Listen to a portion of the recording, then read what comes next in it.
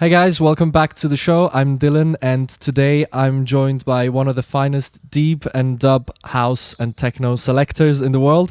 She has worked with Terry, Lee Brown Jr., Janaret, Coulter, Priku, and Nuzao, and released music on labels such as Bondage Music, Ready Mix, Akuna, and of course on Berg Audio, where she's a regular and also a resident. Please welcome Lola Palmer.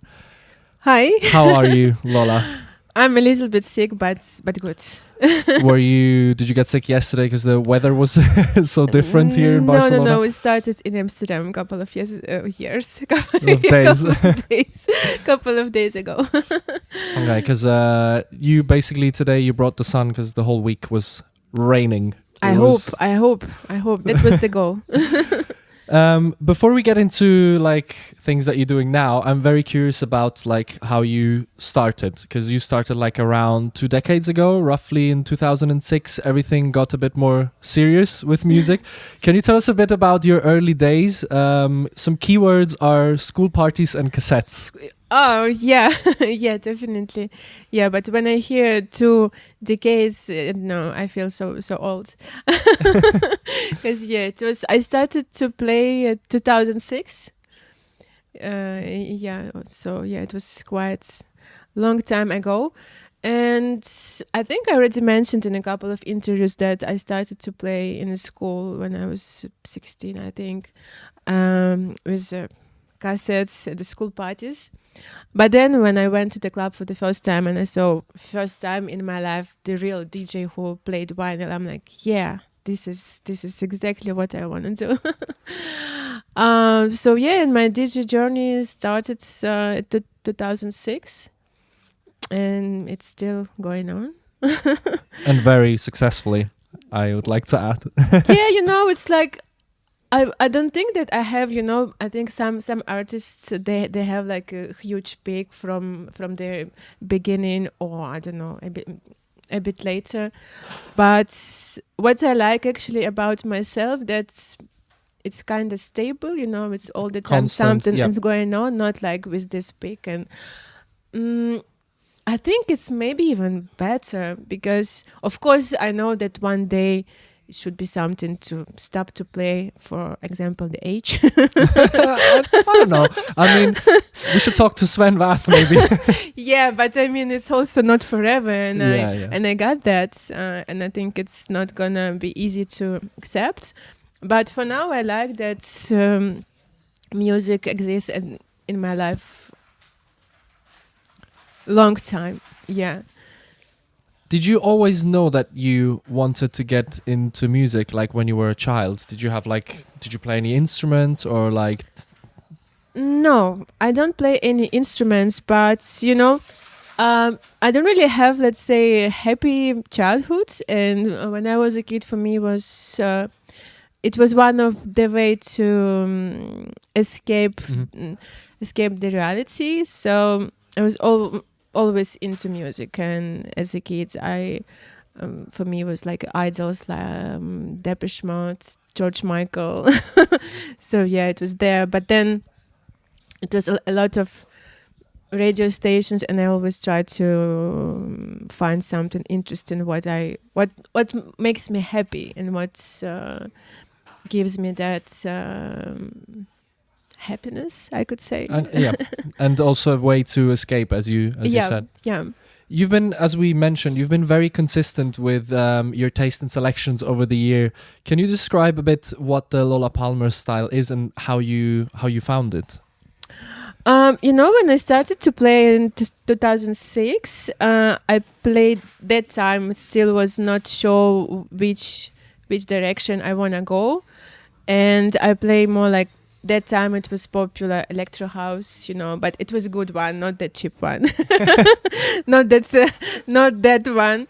And then one day I remember my friend, he's also DJ, he sent me one of the track from the Timewriter. Mm-hmm. It was actually the track Room of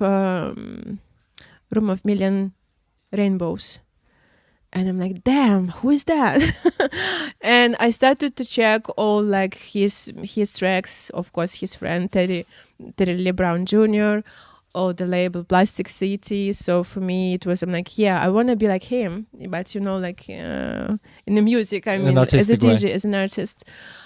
And and I chose to play deep house music, but that time it was not really popular, and suddenly nobody invited me. They stopped inviting me to play somewhere because I chose to play deep house, and nobody at that time, they don't really like it. So I'm like, okay. But for me, I'm like, no, I still want to play this music. I want to play what I feel, and then we will see. Yeah. So, and you ask me what's my style. I think I always like the sexy groove, I would say, when you feel that groove, and it's a little bit sometimes atmospheric. Yeah, so that's me. You already answered the next question I was gonna ask, which would have been, what comes to mind if I say Timewriter? How much of an influence has that been to your music? A lot. So for example, I don't know if you know, but on my SoundCloud I have one of my mixtape series called White Deepness.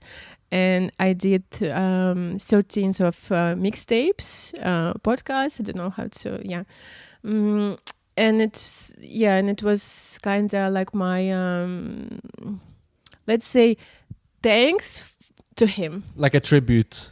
So I had that, like, I want to do something to show that inspiration I had from him. And one day, actually, we met in real life, and I told him that story, like, you are like idol for me. Like, for 7 years, I just been dreaming to be like you. And it was really a sensitive moment, because he said, no, Lola, it's not me. You did this. And from that moment, I think I don't create idols anymore. So that sounds very, very cool. So actually. It was a really special person for me. It still is, but he doesn't really play now. Something he just disappeared. Okay. He just disappeared. Maybe he produced music, but it's just really silent. Under an alias. But in my life, that person was special. It's still special. You mentioned the podcast that you did, White Deepness, was it? White Deepness, You also had another one called Direct Flight, which was, from my understanding, a bit more minimal. Yeah, it was, I think I had there like 4 or 5 podcasts, if I remember. Yeah, 5, I think. 5. Yeah, but I do have them, Direct Flights. It's more minimal, but for me, I always put emotions. So, for example, every mixtape I create, there is a story, personal story. Okay. So that series for me, it was about my move to Amsterdam. In Direct Flight. Yeah, so that's why I call it like Direct Flight. Okay. Direct Flight, one way. Is it? Are these podcasts still running? Do you still? No, I stopped it. So all when of them? like that series, when the Timewriter told me that it's not him, it's me, I stopped doing this. I'm like, okay, this was the right moment to stop the series. That sounds very poetic, because it feels like you were following other artists until that moment, and then you just went on your own journey. Yes, it's kind of like that for me, yeah. And to do these podcasts, and now you just do your mixes under your name. What catches your attention? What does a track have to have for you to put it in your playlist? Feelings. If I hear the track and it makes me feel something, I don't know, to dream about something, or I don't really choose something what everybody likes. I think, when it's punchy or groovy or crazy, then it's like a hit. I don't really like it. I like to choose something what makes me feel happy, maybe, Then I choose the track to play. I'm like, oh yeah, I want to play this. You follow your emotions when it comes always, to I taste. think, all my life. They say choosing between favorite venues is a bit like choosing a favorite child. It's not the easiest thing to do, but maybe you can tell us what your favorite venue is at the moment. Yes, I can. couple of them. I have couple of them, and one of these, it's El Rio place in Colombia next to Santa Marta. So I really love that place, and I have a lot of beautiful memories from that place because the club located just in the middle of jungles. Like in the middle of jungles, wow. like literally. So when I arrived there, I'm like, wow, what is this? Jesus Christ, I'm in the middle of nowhere in the jungles and there is a party. And I was really surprised because that party is, I think, one of the best for me. Another place I love, it's Los Beach Club in Ecuador. Maybe you heard about that place. Yep. I couldn't pinpoint where it was, but I definitely heard about it. Yeah, it's in Montanita in Ecuador. Love it.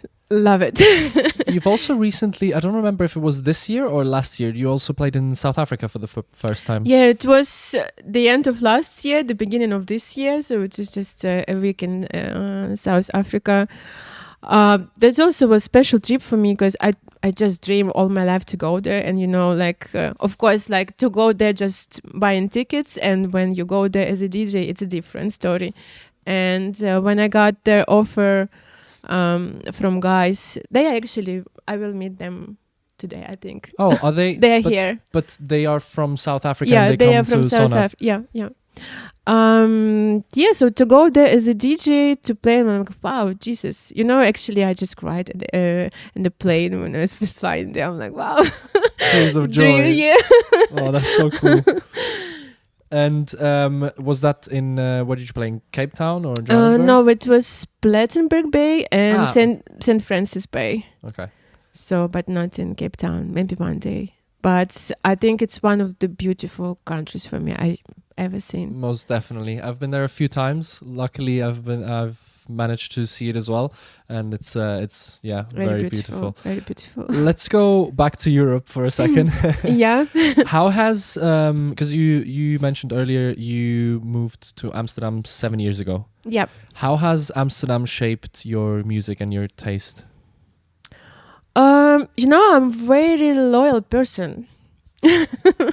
So if I choose something, doesn't matter what is that, music or I don't know, favorite restaurant or favorite hairdresser, I will go there like ages and nothing could change it. Only I don't know if person died.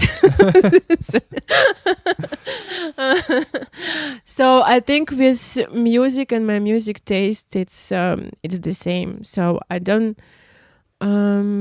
really feel actually that Amsterdam, it changed me as a person, my personality fully, maximum. I think after years in Amsterdam, I just became a totally different person, but I still loyal to my music taste and yeah. That's very beautiful to hear, actually. 'Cause, as you say, like, and we spoke about this, you've been very constant within your selections, and that's something that is... I don't really see myself to play. Okay, sometimes I have like alter ego, I think. Sometimes I like to play like housey techno, but I think it happened a couple of times and it's totally different story, you know. I think that music is more for big venues, for the festivals, because it's totally different energy. But deep house music, minimal, it's more for my opinion, for small clubs where you can see people, see them eyes, and to feel that vibe. It's more of an intimate space, and probably also a bit more emotional in that sense, because they're closer. Yeah, definitely.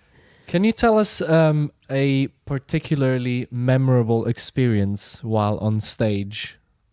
When you played out in a club or a festival, something funny or something crazy? Like, you mean the party or the moments, or I think... Anything, like moments at a party. Like, let me ask you this. Have you ever been asked to play reggaeton ever? Oh, Jesus Christ. We just had to talk about it yesterday evening that I hate it. Because, you know, it's like the talk was about if I would ever date a guy who listens reggaeton. I'm like, damn. Love that. No.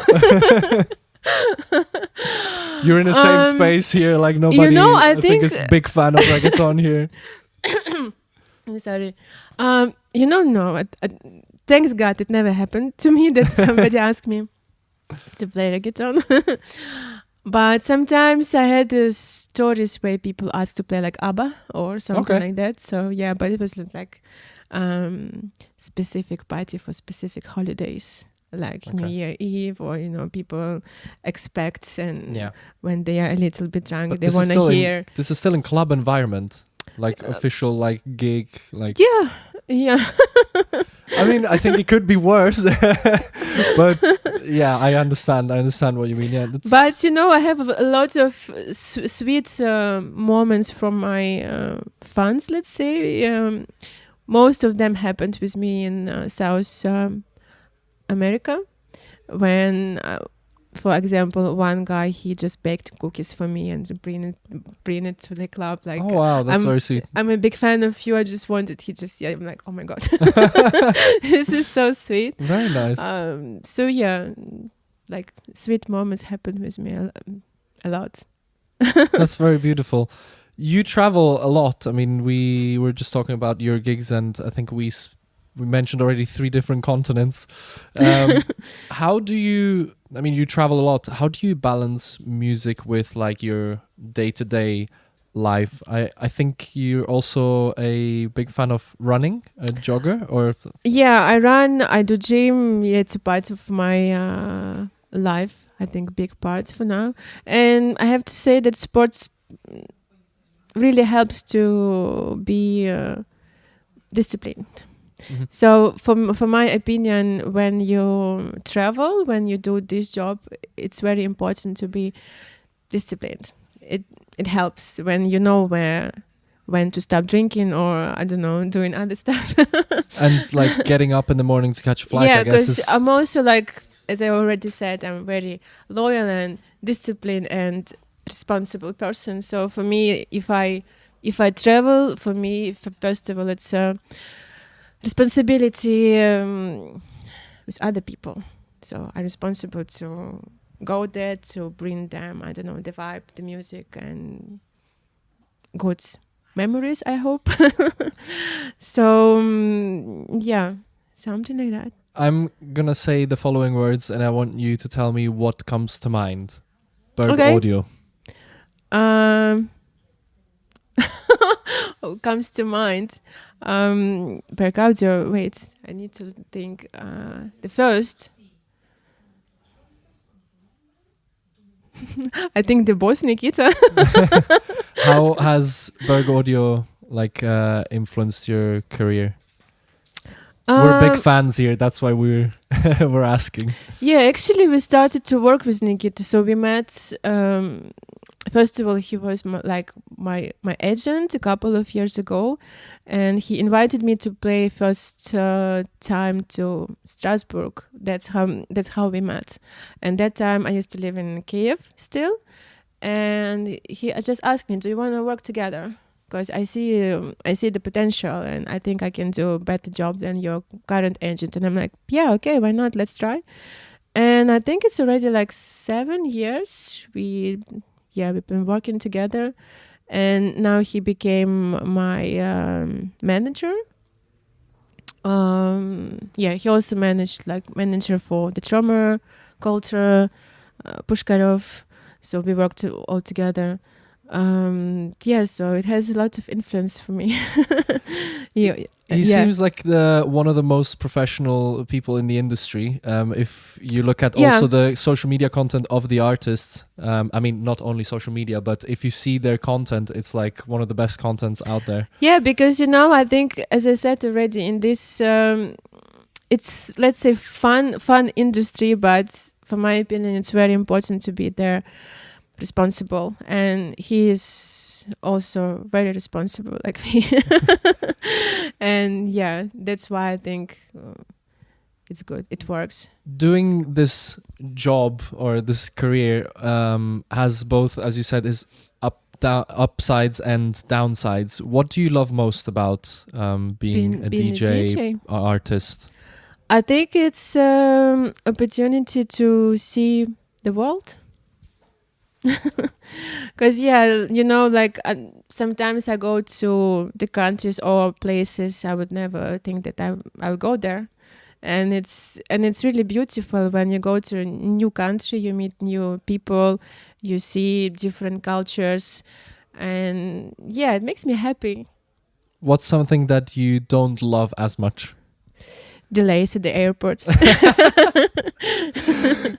That's very fair. I don't But know. you know, mostly it happens only in Europe. Okay. So you know, I was really surprised. Like last year, I think I had the tour like almost a month, maybe a bit more in South America, and I travel a lot there. Zero delays. Okay. Zero in South America. You know, when you compare South America, Europe, we are more organized here than they, but not really actually.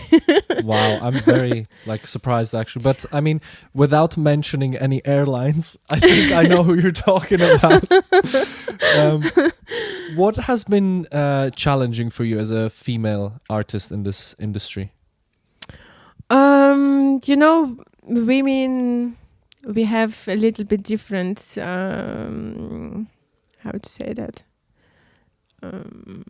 health. Mhm. So sometimes it's not easy to deal with your hormones, let's say, and changes. And when you travel, you have all the time to be, I don't know, to look good, feel good, but it's not like that all the time. And you have to deal with that somehow and smile, because people came to the party to dance, and they don't really want to see your, I don't know, stress. Yeah, I mean they pay for like a show and entertainment, but Yeah, so I think this part is a little bit challenging. Could be. do you feel like you have been judged differently because of like being a woman? I think when I started, yes, because you know, like I think when you're girl, woman, there, men DJs don't really take you seriously first, and you have to prove that you can do something. Yeah, so it was challenging as well. What do you think could the industry do in order for that to be a bit more, let's say, equal or fair? And what would you love to see more in the industry? You know, I think it's, for me, it's more about personalities, and if the person, doesn't matter who, mature enough, they will never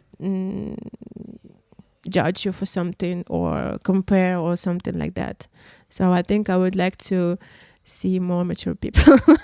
That's a fair request, and yeah, because we also talked about how you have to be disciplined and responsible in this industry. So I can definitely see that. Yeah, for my opinion, it's like that. Yeah, and I agree with you 100%. What advice would you give to aspiring artists, DJs, female artists and DJs or producers? be yourself.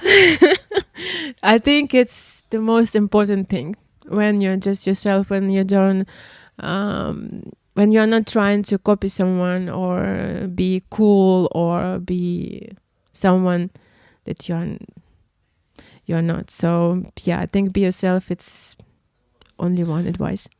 And that's also been a bit challenging if we think about social media, because now you have like platforms where you can easily project a different image of yourself. How important do you think is social media nowadays for artists? Now it's really important, as you see, like if you don't show your, I don't know, videos from the parties or pictures or something, it feels like you not exist.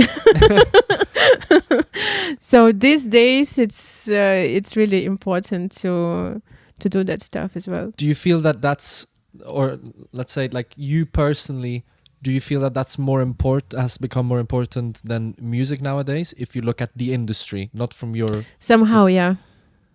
So like the quality of music is after what you post on social media? Looks like yes. It's a bit sad if you think about it. Unfortunately, yeah. We like to finish off like the last couple of questions Okay. with this interview with a bit more like personal questions. They're not intimate questions. They're just personal, Okay. funny questions. Can you tell us something that you have achieved or anything else that you're extremely proud of? Yeah, I think it was remix from Terry Lee Brown Jr.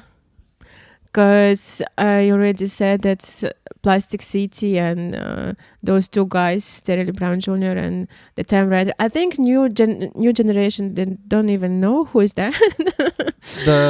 Plastic City is like such a big label. Yeah, So, yeah, but back in the days. But Yeah. I mean now new generation of DJs. I think they don't even know who is that.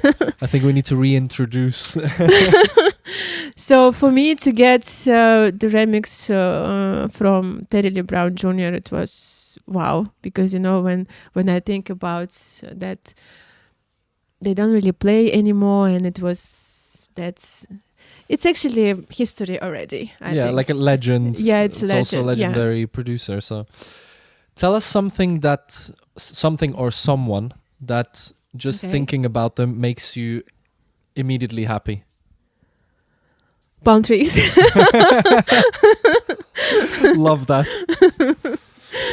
That's a very direct answer. I did not expect that. 'Cause Yeah, I I saw don't- you thinking, you're like, palm trees. I don't know why, but all the time when I see palm trees, I don't really see them in Amsterdam. Okay, yeah, fair. But all the time when I see palm trees, I don't know why, but I'm just happy immediately. The tulips don't help. Not really. Not really. What's something that you always wanted to do in life that you still have to do? Play tennis? You haven't played tennis? No, never. So this summer I want to try. First time in my life, but yeah, I think, I want to do that. I love that because I was going to give you an example of like parachuting.